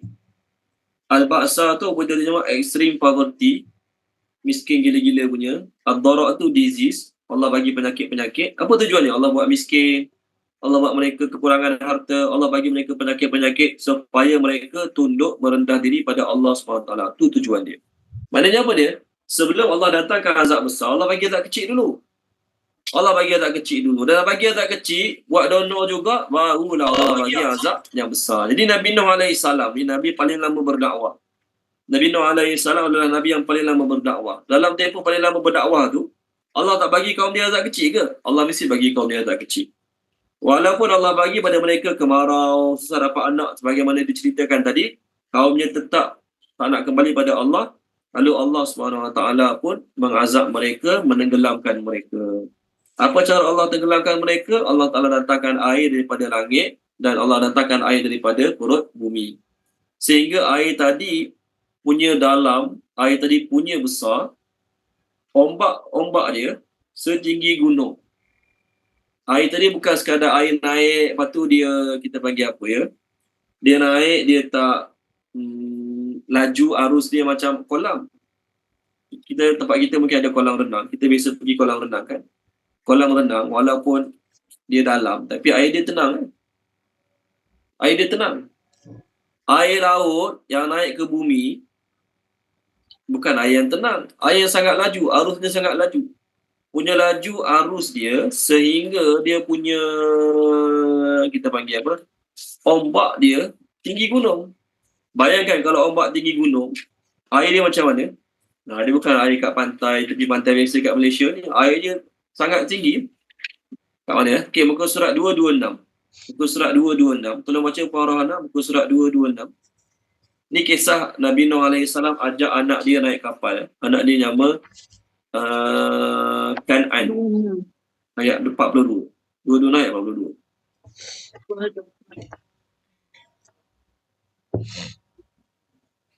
Hujan lah Ustaz, lebat. Ya, sini pun hujan juga. Okey, tak apa, baca je. 42 Okay, 42. Bismillahirrahmanirrahim. Dan bahtera itu berlayar membawa mereka ke dalam gelombang laksana gunung-gunung. Dan Nuh memanggil anaknya ketika dia iaitu anak itu berada di tempat jauh terpencil. Wahai anakku, naiklah ke bahtera bersama kami dan janganlah engkau bersama orang-orang kafir. Okey. Bayangkan bersama mana agak kat kapal Nabi Nuh. Kalau dia punya gelombang ombak dia besar gunung. Jadi kapal Nabi Nuh agak besar mana? Okey, besarlah. Takkan kapal saya biasa, kapal nelayan biasa, insya-Allah innalillah lah kan. Maksudnya kalau ombak besar ni kapal Nabi Nuh lagi besar lah, yang Nabi Nuh bina tu lagi besar. Lepas tu dalam tafsir Ibn Katsir ada pendapat mengatakan Nabi Nuh Allah suruh tanam pokok 40 tahun. Tempoh dia bina kapal pun 40 tahun. Di dalam tafsir Ibn Katsir lah kan. Maknanya bukan kita kapal kecil-kecil, kapal yang sangat-sangat besar. Sebab nak mengharungi ombak ataupun arus air yang sangat besar ni. Baik. Mereka mula naik kapal. Umat Nabi Nuh ni lah yang beriman dengan Nabi Nuh. Allah suruh naik kapal. Mereka mula naik kapal pada tanggal 10 Rejab. Pada tanggal 10 Rejab. Dan mereka landing. Kapal mereka landing di Bukit Judi pada tanggal 10 Muharram. Berapa lama? 6 bulan. Kapal mereka yang Allah suruh mereka bina, Allah suruh Nabi Nuh buat, dia punya panjang dia 300 hasta, kedalaman dia 30 hasta, lebar dia 50 hasta. Ada 3 tingkat. Tingkat bawah sekali untuk binatang-binatang liar ni, tingkat bawah sekali. Binatang-binatang biasa. Tingkat tengah nombor 2 untuk manusia, atas sekali untuk burung-burung. Untuk burung-burung. Ketika mana naik kapal, maka Nabi Nuh AS baca doa, Bismillahirrahmanirrahim wa mursaha inna rabbi laghafurur rahim. Dengan nama Allah yang memperjalankannya dan juga yang melayarkannya. Dengan nama Allah yang melayarkannya dan juga melabuhkannya. Baca doa tu.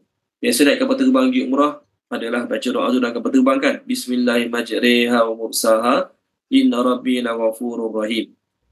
Lalu di atas kapal, Nabi Nuh AS sebut, Alhamdulillah, alladhi najjana minal qawmiz zalimin.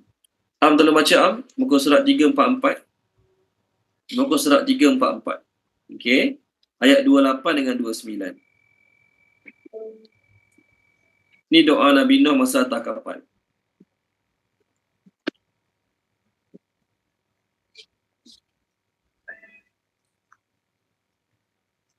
Ada Berapa ayat apa Ustaz? 28 dengan 29. Dan apabila engkau dan orang-orang yang bersamamu telah berada di atas kapal, maka ucapkanlah segala puji bagi Allah yang telah menyelamatkan kami daripada orang-orang yang zalim. Dan berdoalah ya Tuhanku, tempatkanlah aku di tempat yang diberkati dan engkau adalah sebaik-baik pemberi tempat. Okey. Terima kasih Nabi Nuh AS lepas naik kapal, dia kata, Nabi Nuh AS baca doa, Alhamdulillahilladzi najjana minal qawmiz zalimin. Segala puji bagi Allah yang telah menyelamatkan kami daripada kaum yang zalim. Kenapa Nabi Nuh cakap macam ni? Saya lupa nak terangkan tadi. Kaum Nabi Nuh ni dapat azab. Pertama, sebab mereka sendiri cabar. Wahai Nuh, kalau kau kata kami tak beriman kena azab tu, azab ni, datangkanlah azab tu pada kami kalau kamu orang yang benar. Jadi mereka dapat azab sebab mereka sendiri yang gatai duk cabar Nabi Nuh AS. Kalau betul azab kamu kata tak boleh makan kamu, datangkan. Dia cabar, memang dia dapat apa dia cabar tu. Tolong terjemahkan dia. Muka surat 225. Muka surat 225. Tolong terjemahkan dia. Puan Amirah, terjemahkan Puan Amirah. Page 225. Ni mereka cabar Nabi Nuh. Ayat 32. 225 ayat 32. Cabar sangat nak azab. Allah bagi. Korang tahu?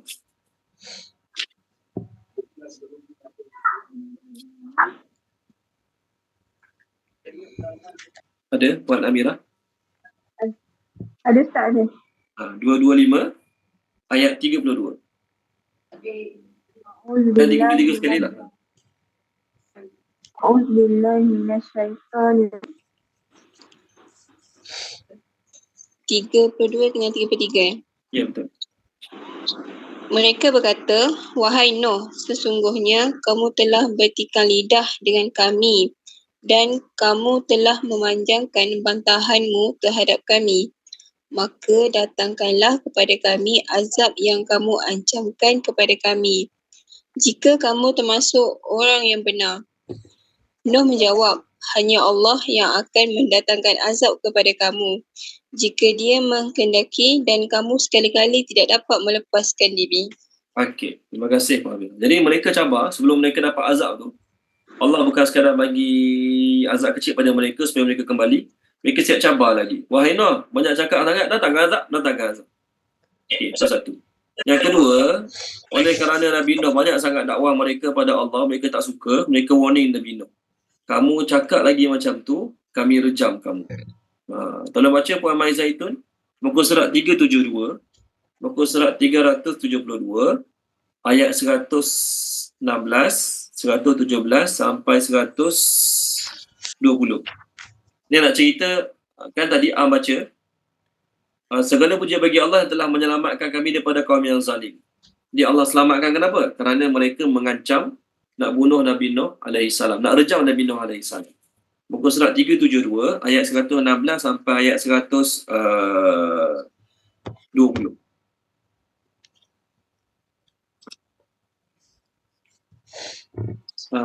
Ada? Puan Mai Zaitun? Ada. Mereka berkata, wahai Nuh, sesungguhnya jika engkau tidak mahu berhenti, nescaya engkau termasuk orang-orang yang direjam.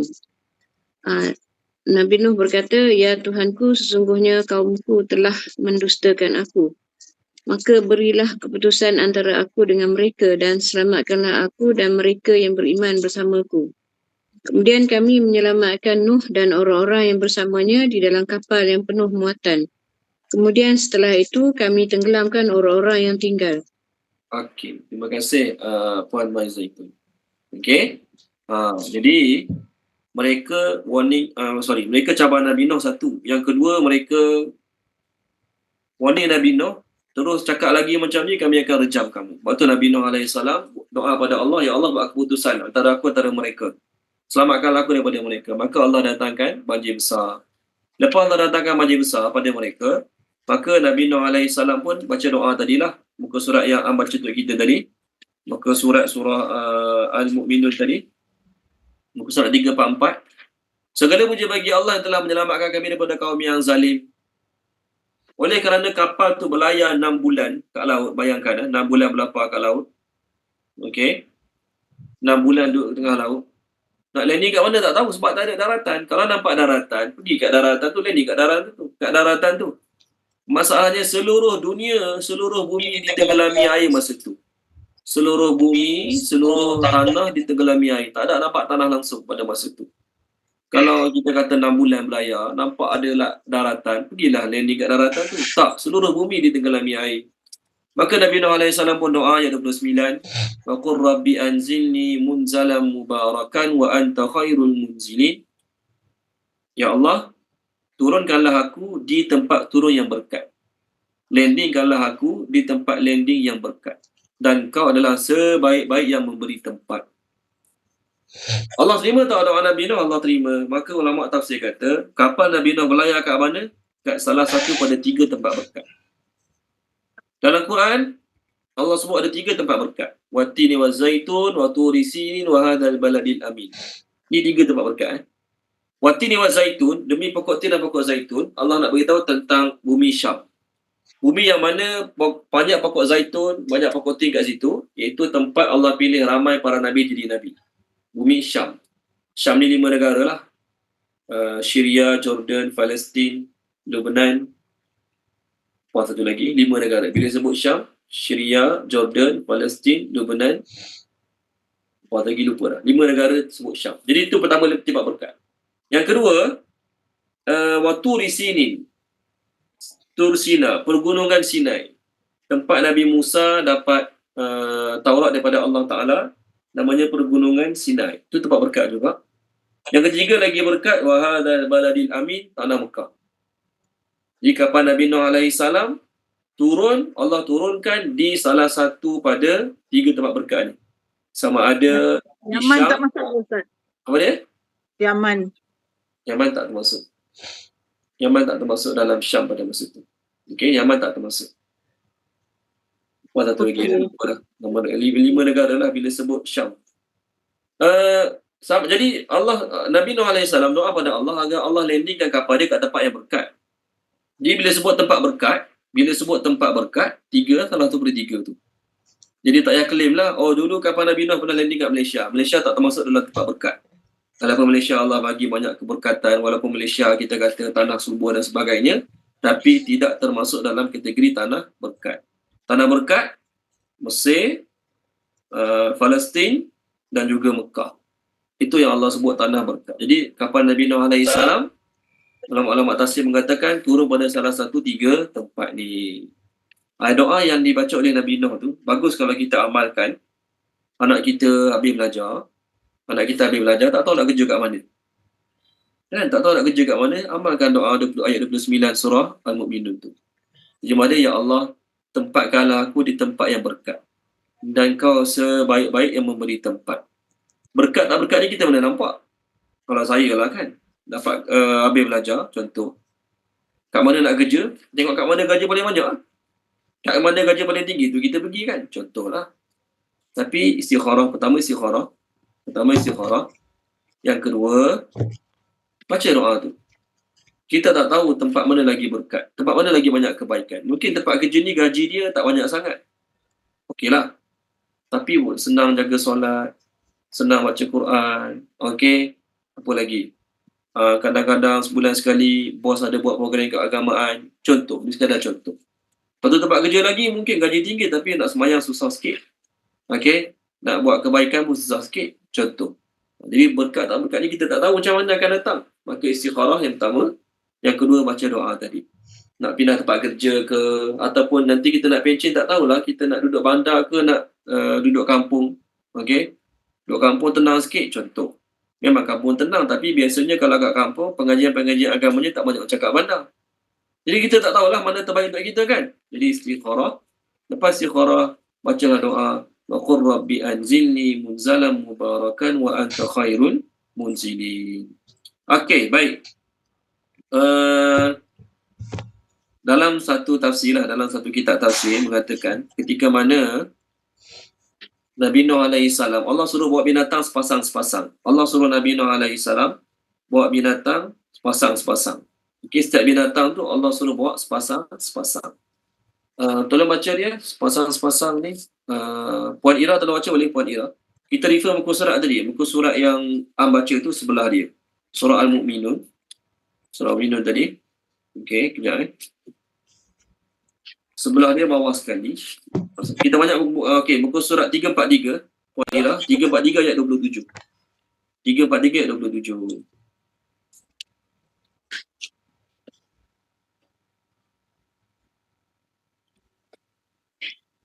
Lalu kami wahyukan kepadanya, buatlah kapal di bawah pengawasan dan petunjuk kami. Maka apabila perintah kami datang dan dapur telah memancarkan air, maka masukkanlah ke dalam kapal itu setiap pasangan daripada setiap jenis. Juga keluargamu, kecuali orang yang terlebih dahulu ditetapkan untuk ditimpa siksaan di antara mereka. Dan janganlah engkau bicarakan denganku tentang orang-orang yang zalim. Sungguhnya mereka itu akan ditenggelamkan. Okey, terima kasih Puan Ira. Allah suruh Nabi Nuh alaihi salam bawa binatang sepasang, setiap jenis sepasang. Maknanya adalah binatang yang tak muat awak masuk masa tu kan. Takkan nak masuk semua jenis lembu, sepasang je lah. Maka dalam riwayat Israiliyat, dalam riwayat Israiliyat, bukan wajib percaya pun, tak percaya pun tak apa. Ketika mana nak naik kapal sepasang, maka datanglah kalajengking dan ular. Bila kalajengking dan ular ni datang, maka Nabi Nuh AS kata, kamu janji tak? Kamu nak naik kapal aku ni, kamu boleh tak berjanji yang kamu tidak akan menyakiti binatang-binatang lain dan juga manusia-manusia yang naik kapal ni? Maka ular dengan kalajengking tu diam. Sebab ular kalajengking ni sifat dia apa dia? Memang kerja patuk orang. Patuk binatang lain. Maka mereka pun diam. Bila mereka diam, Nabi Nuh kata, kalau kamu tak dapat nak janji pada aku tak akan izinkan kamu naik kapal ni. Mereka pun berjanjilah, kalajengking dengan ular ni berjanji tidak akan menyakiti sesiapa dan apa saja atas kapal tersebut. Maka Nabi Nuh AS pun bagi izin mereka naik kapal tersebut. Sebab tu adalah yang ajar. Kita tak pastilah berjadi ke tak berjadi. Kalau kita takut diganggu oleh bahaya kalajengking dan bahaya ular, kita bacalah doa dalam surah, bacalah ayat dalam surah Saffat. Allah kata ayat 79, Salamun ala Nuhin fil alamin. Kesejahteraan ke atas Nabi Nuh, di seluruh alam. Di mudah-mudahan kalau baca doa macam tu, kalajengking dengan ular takut. Ini Israiliyat. Nak amalkan boleh. Tapi kalau kena patuk juga dengan ular lepas pada tu, kena patuk juga kalajengking lepas pada tu, pada muka, wallahu a'lam. Baik kita amalkan benda-benda yang memang Nabi sebut dengan jelas. Siapa baca setiap hari Bismillahilladzi la yadurru ma'asmihi syai'un fil ardi wala fis sama' wa huwas samiul alim 3 kali, dia tidak akan diganggu sesuatu yang memudaratkan. Baik baca apa yang betul-betul disebut oleh Nabi SAW. Jadi baca yang doa Nabi ajar, Nabi Muhammad ajar tu, bukan ular kalajengking. Macam-macam lagi lah Allah akan pelihara. Yang ni salamun ala Nuhin fil alamin ni tidak ada kaitan pun dengan hadis Nabi ke, tu semua dipanggil tabarruk dan benda tu berasal daripada Israiliyat. Nak amal boleh, tak nak amal pun tak jadi masalah. Tapi nasihat saya, lebih baik kita amalkan apa yang diajarkan oleh Nabi SAW. Okey, ni riwayat tadi ada dalam tafsir, Hasyiah. Ustaz, Ya? boleh tanya tak Ustaz? Boleh. Kan tadi Ustaz berkata tentang kaum Nabi Nuh tu, Allah beri mereka ujian atau azab sikit-sikit dan bila dah ingkar juga dapat azab yang ni kan Ustaz. Untuk sekarang ni macam mana ya Ustaz? Untuk orang-orang non-believer tu macam mana benda tu berlaku juga ke ataupun ditangguhkan ke akhirat ke macam mana? Maksud Dr. Nazmi umat Nabi Muhammad lah ni. Ya. Okay. Untuk umat Nabi Muhammad berlaku yang azab sikit-sikit tu berlaku. Allah bagi azab sikit-sikit supaya kembali pada Allah tu berlaku. Adapun azab besar sekaligus tak berlaku. Okey. Umat dulu Allah bagi azab sikit-sikit supaya mereka kembali pada Allah. Tak kembali juga, Allah bagi azab besar, mati semua sekali. Semua yang kafir semua mati. Itu untuk umat terdahulu. Untuk umat Nabi Muhammad, umat akhir zaman ni, Allah tidak akan menghancurkan mereka sekaligus. Maksudnya Allah tak akan buat umat Nabi Muhammad ni yang kafir, Allah matikan sekaligus. Allah tak akan buat. Berlaku di sebagian tempat, tu Allah buat. Adapun, saya lupa nak terangkan. Umat zaman dulu, bila Allah nak binasakan mereka, maksudnya selepas Allah bagi azab kecil pada mereka tak nak beriman juga, Allah matikan mereka sehingga ke akar umbi. Maksud akar umbi tu apa dia? Habis anak-anak kecil pun semua mati. Itu maksud akar umbi. Contoh, saya refer satu ayat. Kalau baca dia, Puan Rosnani boleh, surah Al-An'am. Surah Al-An'am, muka surat 132. Muka surat 132. 133 ayat atas sekali. Boleh Puan Rosnani telah baca? Ni nak menjawab soalan Dr. Nazli tu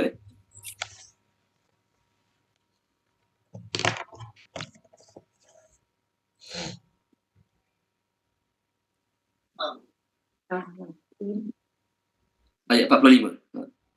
Maka orang-orang yang zalim itu dimusnahkan sampai ke akar umbinya, dan segala puji bagi Allah, Tuhan seluruh alam. Yes, terima kasih Pak Rusnani. Orang-orang yang zalim tu dibinasakan sehingga ke akar umbi. Maksud akar umbi apa dia? Habis. Tak ada seorang pun orang kafir Allah tinggalkan. Semua Allah binasakan. Ni untuk orang zaman dahulu. Untuk umat zaman dahulu. Ini adalah untuk umat-umat zaman dahulu. Zaman sebelum Nabi Musa alaihi salam. Okey? Adapun selepas zaman Nabi Musa alaihi salam, Allah tidak lagi menghancurkan umat-umat secara keseluruhan. Allah tidak lagi menghancurkan umat-umat secara keseluruhan. Selepas zaman Nabi Musa tak ada kita kata Allah binasakan satu umat secara keseluruhan, tak ada. Sebelum tu ya, umat Nabi Nuh, kaum Ad, kaum Samud, kaum Nabi Saleh, semua mereka kena kehancuran, dihancurkan sehingga ke akar umbi. Tapi bermula zaman Nabi Musa alaihi salam, walaupun mereka ada bunuh Nabi, walaupun mereka ada buat pelik-pelik, tapi Allah tidak akan membinasakan mereka secara keseluruhan. Okey? Azab-azab kecil ada. Azab-azab kecil Allah bagi sikit-sikit supaya kembali pada Allah. Allah bagi sikit-sikit musibah supaya kembali pada Allah. Ada. Contoh dalam surah As-Sajadah ada. Surah As-Sajadah ayat yang ke berapa? Surah As-Sajadah ayat yang ke-21, muka surat 417. Allah kata, dan kami memberikan kepada mereka azab yang dekat, azab yang kecil di dunia, sebelum azab yang lagi besar ke akhirat. Mudah-mudahan mereka kembali. Ini satu. Kat dunia Allah bagi azab kecil supaya orang kafir non-Muslim ni kembali pada Allah sebelum dapat azab besar ke akhirat. Ataupun orang Islam boleh juga. Orang Islam, Allah bagi azab, termasuk orang non-Muslim sekalian, dalam surah Ar-Rum. Kalau baca dia, Puan Kamsiah Hussein, kalau baca boleh Puan Kamsiah. Surah Ar-Rum. Saya cari muka surat sekejap. Muka surat 408. 408 ayat 41. Okey, 408 ayat 41. 408, 41. Ya.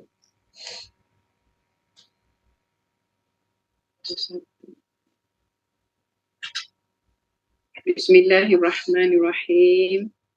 Telah tampak timbul kerosakan di darat dan laut kerana apa kemaksiatan yang telah dilakukan oleh tangan-tangan manusia supaya dia merasakan pada mereka sebahagian dan akibat yang mereka telah lakukan supaya mereka kembali bertaubat. Okey, terima kasih Puan Kamsiah. Jadi Allah SWT menimpakan kepada manusia sebahagian azab kecil lah, sehingga sebab perbuatan tangan-tangan manusia. Apa tujuan dia? Supaya mereka kembali pada Allah SWT, tak dapat azab besar ke akhirat.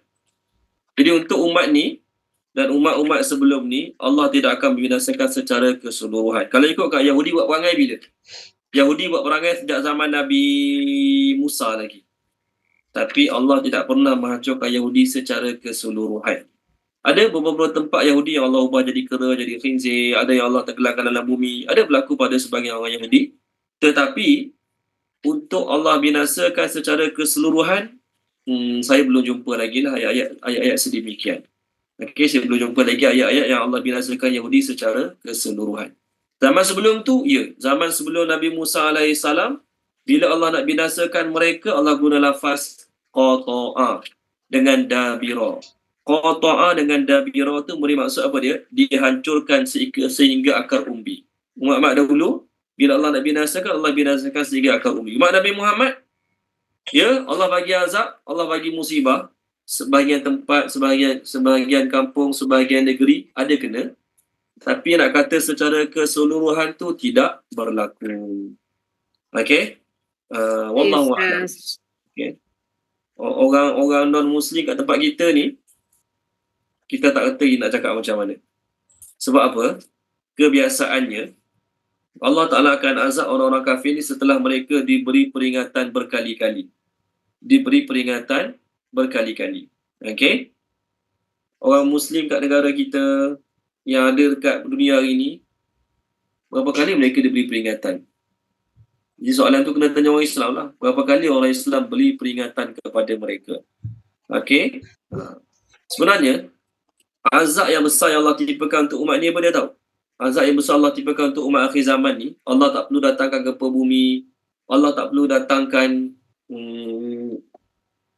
puting beliung, Allah tak perlu datangkan banjir besar. Cukup Allah SWT jadikan keganasan sebahagian manusia terhadap sebahagian yang lain. Betul? Akhir zaman ni, Allah tak perlu hantar azab macam Allah buat pada zaman Nabi Nuh. Allah tak perlu hantar azab macam mana Allah buat kepada Qarun, tenggelam dalam bumi. Tak perlu. Allah SWT mendatangkan azab dengan cara Allah buat manusia menzalimi satu sama lain. Surah apa ya? Surah Al-An'am. Tolong baca surah Al-An'am. Puan Maisarah boleh? Surah Al-An'am. Saya muka surat sekejap. Surah Al-An'am, muka surat. Okey, muka surat 135. 135. Boleh Puan Maisarah? Ayat Ayat 65. Katakanlah Muhammad, dialah yang berkuasa mengirimkan azab kepadamu dari atas atau dari bawah kakimu, atau dia mencampurkan kamu dalam golongan-golongan yang saling bertentangan dan merasakan kepada sebahagian kamu keganasan sebahagian yang lain. Perhatikanlah bagaimana kami menjelaskan berulang-ulang tanda-tanda kekuasaan kami agar mereka memahami. Okey, terima kasih Puan Maisarah. Dalam tafsir ayat ni, dalam tafsir ayat yang dibaca oleh Puan Maisarah pada kita tadi, ketika mana Allah kata, Nabi baca kat sahabat-sahabat lah, Allah mampu mendatangkan pada kamu azab daripada bawah. Maka Nabi baca, Allahumma hafazna. Ya Allah, peliharalah kami. Daripada atas. Ketika mana Nabi baca, Allah berkuasa mampu untuk mendatangkan azab pada kamu daripada atas.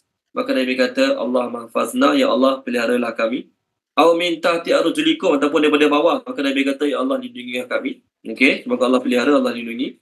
Kemudian Allah kata, Allah mencampur adukkan kamu sebahagiannya dengan sebahagian yang lain, lalu sebahagian kamu merasakan keganasan terhadap sebahagian yang lain. Maka Nabi kata apa? Haza ahwanu wa aisaru. Dia lagi mudah bagi Allah. Dia lagi mudah bagi Allah.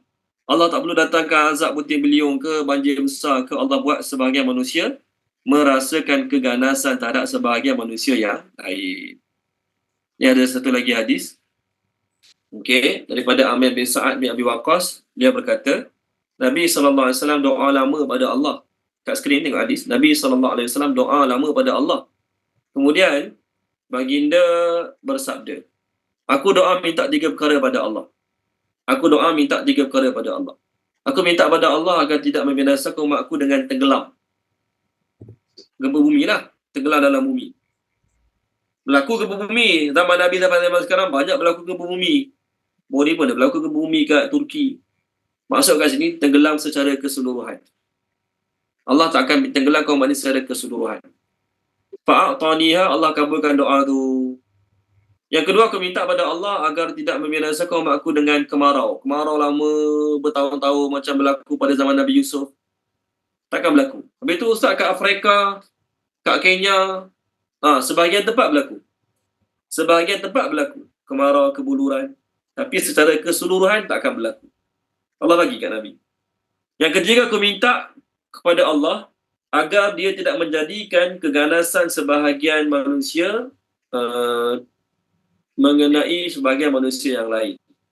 Famana'aniha, Allah menolaknya. Permintaan ketiga ni Allah tak tunaikan. Maknanya akan sentiasa berlaku zaman umat Nabi ni, sebahagian manusia akan sentiasa memberi penindasan, bertindak ganas terhadap sebahagian yang lain. Ini salah satu cara Allah SWT nak mengazab manusia. Mudah. Allah tak payah hantar puting beliung ke bumi, tak payah. Allah buat manusia tu kelahi sama-sama dia. Allah buat manusia tu kelahi sama-sama dia. Okey? Okey, baik. Itu jawapanlah pada persoalan Dr. Nazli tanya tadi. Wallahualam. Ada hikmah-hikmah lain kita pun tak tahu. Ada sebab-sebab dia kita pun tak tahu. Okey, habis kisah Nabi Nuh sama-sama. Sekarang kita masuk kisah Nabi Hud. Boleh? Kisah Nabi Hud kita masuk sikit je. Kisah Nabi Hud kita masuk sikit je. Sama minggu depan pula insya-Allah. Satu ayat je kita masuk kisah Nabi Hud. Wa dan ila kepada Adin kaum Ad. Adin kaum Ad. akhahum, kami mengutus dalam braket saudara mereka. Kami mengutus dalam braket saudara mereka Hudan, Nabi Hud. Hudan, Nabi Hud. Qala, dia telah berkata, dia Nabi Hud telah berkata, ya qaumi, wahai kaumku, u'budu, sembahlah kamu, Allah, ma, tidak ada, lakum, bagi kamu, min, daripada, ilahin, Tuhan, ghairuhu, selain Allah lah, ghairuhu, selain Allah, adakah, maka, la, tidak, tattaqun, kamu mahu bertakwa, adakah tidak kamu mahu bertakwa? Tak nak jadi orang takwa ke? Itu maksud ayat ni. Tolong terjemahkan dia, Puan Zakiyah, boleh? Puan Zakiyah tolong terjemahkan ayat kita tak akhir 65 ni. A'udzubillahi minasyaitonirrajim. Dan kepada kaum Ad, kami mengutuskan saudara mereka, iaitu Nabi Hud, dia telah berkata, wahai kaumku, sembahlah Allah, tidaklah kamu daripada Tuhan, tidak ada bagi kamu daripada Tuhan selainnya adalah, maka tidak kamu mahu bertakwa. Okey, terima kasih Puan Zakiyah. Saya lupa nak terangkan satu perkara tadi. Pasal Nabi Nuh AS. Nabi Nuh AS digelar oleh kitab Bible second father. Orang Arab sebut Abul Bashar Al-Thani. Bapa manusia yang kedua. Kenapa? Oleh kerana masa tu semua orang mati, yang tinggal atas kapal tu je. Kapal tu landing kat tempat berkat tadi. Kampung yang mereka bagi nama, tempat mereka landing adalah Samanin. Kampung yang Nabi Nuh landing tu, mereka bagi nama kampung tu dengan nama Samanin. 80 lah, kerana atas kapal tu 80 orang. Allah kata 80 orang inilah yang meneruskan keturunan. Okey, 80 orang inilah yang meneruskan keturunan, dan kesemua kita berasal daripada 80 orang ni, daripada atas kapal tu. Tolong baca Puan Izawani, muka surat 448 ayat 75, 76, 77 dan 78. Boleh Puan Izawani? Boleh Ustaz. 48, 448 bawah sekali, 75, 76, 77, 78. Okey. A'udzubillahi minasyaitonirrajim. Bismillahirrahmanirrahim. Dan sesungguhnya Nabi Nuh telah berdoa merayu kepada kami, memohon pertolongan, maka kami adalah sebaik-baik yang mengabulkan doa permohonan. Dan kami telah selamatkannya bersama-sama dengan keluarga dan pengikut-pengikutnya daripada bencana yang besar. Dan kami menjadikan zuriat keturunannya sahaja orang yang hidup setelah kami binasakan kaumnya yang ingkar. Dan kami abadikan baginya nama yang disebut-sebut dengan pujian dalam kalangan orang yang datang kemudian. Okey, poin saya ayat 77 tu. Semula poin saya ni ayat 77.